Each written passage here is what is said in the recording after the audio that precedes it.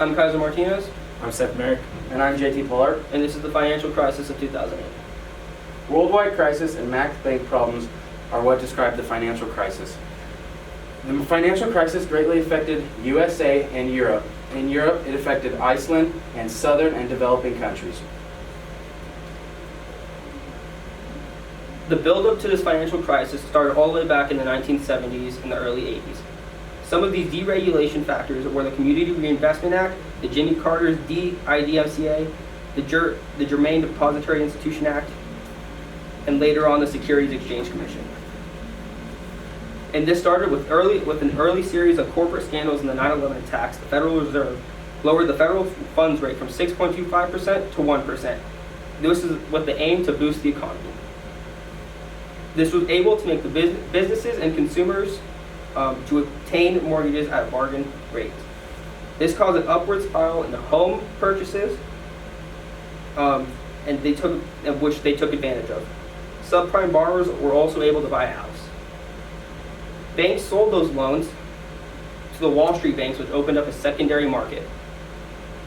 The Securities Exchange Commission relaxed the net capital requirements for 5 major investment banks, freeing them to lever initial investments by 30 times or even 40 times. Eventually, interest rates rise and homeownership reached a saturation point. The federal funds rates go up to 5.25% in 2004, and they stayed like that till 2007. The U.S. home ownership peaked at 69.2%, but then the home prices fall. This caused hardship to many Americans because their homes were worth less than what they were bought for. This means they couldn't sell their houses without owing money to the lender. Even if they had adjustable rate mortgages, their costs were going up as their home values were going down. The most vulnerable subprime lenders were stuck with mortgages they couldn't afford in the first place. As 2007 rolled around, one subprime lender after another filed for bankruptcy. More than 25 of these lenders happened in just 2 months.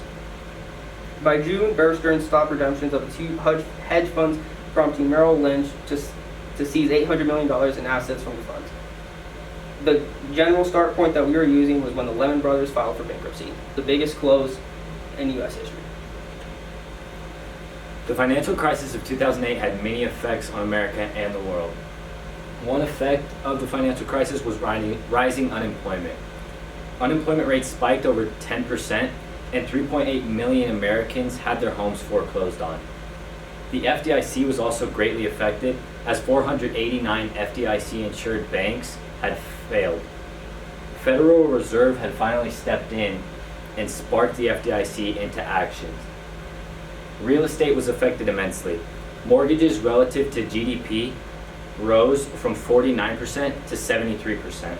This was about $10.3 trillion. The effects on investing was stocks and commodities were perished greatly. Dow Jones Industrial Average fell 777 points, one of the largest drops in U.S. history. Credit had tightened. This was because of the interruption of flow of operation. When banks got no money because people couldn't afford to pay mortgages, banks couldn't lease new mortgages, so they had no source of profit. This tightened the credit for everyday consumers. The globe was also greatly affected by America.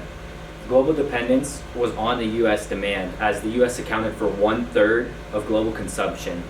This dropped the economy greatly when the U.S. didn't consume as much as they used to. Developing countries were frightened that their income from other popular foreign countries would perish, which it did in fact happen. Countries like the U.S. stopped supporting these developing countries because they didn't have the money to afford it. The Eurozone crisis was also started because of the financial crisis. Large European debts rose from 2009 into current day. The U.S. interaction in this Eurozone crisis is billions of dollars were loaned to foreign countries, and this affected the U.S. economy greatly as of today. Immediate action was taking place. The most famous action was the Golden Parachute, or the Wall Street bailout. This was immediate effect happened in 2010. which traded $700 billion to buy the toxic assets. There are multiple companies and businesses that were deemed too big to fail. Companies like GM, Merrill Lynch, and Countryside. The FDIC had long-term plans, which were developing a management system that would overlook the banking and financial institutions. The American Recovery and Reinvestment Act also stepped in right away. There were a lot of prevention tactics to stop this from ever happening again. Regulating banking, just going over and stopping with the deregulation that was happening from the 1980s until 2008, they had stopped this using things like the Dodd-Frank Wall Street reform. Darwinian evolution in banks is also another way that we can prevent this from happening again, as we can let the strong banks continue and small banks are deemed to fail sometimes.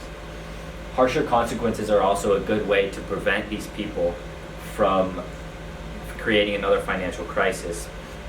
A lot of these people went to jail, 47 to be exact. The Consumer Financial Protection Bureau gave more information to the public, causing them to not go into as much mortgage debt so they won't cause another financial crisis. The Federal Reserve is the central bank of the U.S. While it's also the central bank of the U.S., it also promotes stability, bank safety, and consumer protection. The FDIC, which is short for Federal Deposit Insurance Corporation, maintains stability and public confidence. The Wall Street Bank and commercial banks are both financial institutions. The Wall Street Bank are financial markets and companies that trade publicly on exchanges throughout the U.S. Commercial banks are institutions that accept deposits from the public and give out loans. Thank you.